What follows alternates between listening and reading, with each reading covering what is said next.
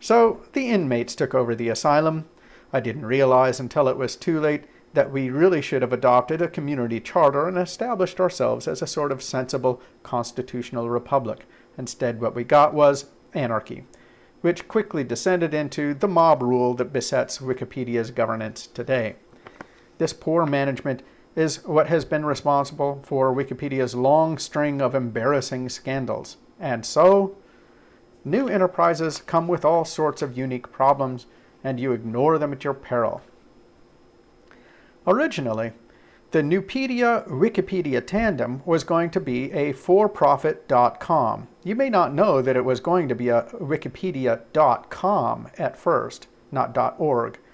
We were going to introduce advertising only after there was enough traffic to make it worth our while.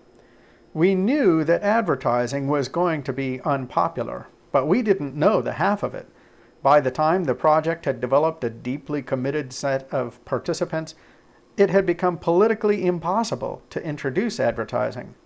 When people from the Spanish language Wikipedia got wind of plans for advertising near the beginning of 2002, they revolted and started their own wiki encyclopedia.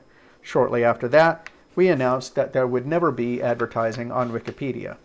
Internet guru Jason Calacanis later said that this was one of the dumbest decisions ever made.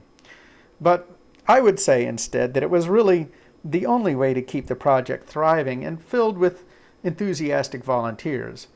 If your enterprise depends on volunteer labor, you will not necessarily be in control. And as far as I'm concerned, that's as it should be. After all, a bunch of people are getting together to donate their time, free of charge, to the cause. They should have a say. The 1990s .com boom turns to bust right as Wikipedia was getting started. Bombas.com, which funded Wikipedia, lost a big advertising contract and had to lay off most of their workers.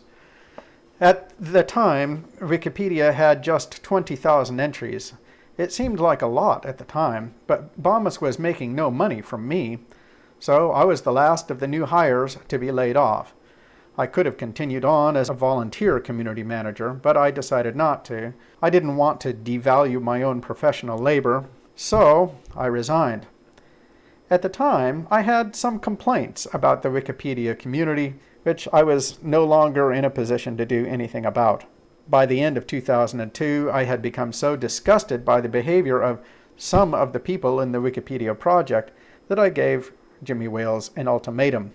I asked that he do something about the problem of all the troublemakers within the Wikipedia community who had made participation intolerable for many people. I asked that he find some way to make experts feel more welcome within the community. If he would not do these things, I would permanently separate myself from the project. Wales refused, and so I left the Wikipedia fold permanently. I'm now probably better known as a critic of Wikipedia.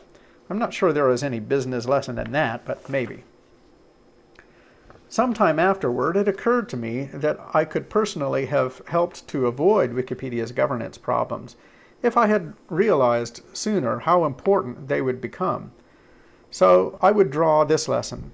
If you are managing a large group of strong-willed people, and innovative enterprises tend to attract very strong-willed people, pay attention to political issues and take steps to make sure that you can stay on top of them. After Wikipedia, I went on to do many things. I actually taught here at Ohio State in the philosophy departments for a while. Then I worked on something called the Digital Universe for a year. While there, I helped to start another wiki encyclopedia called the Encyclopedia of Earth. Then, in the fall of 2006, I started a competitor of Wikipedia called Citizendium, and we're still plugging away with that.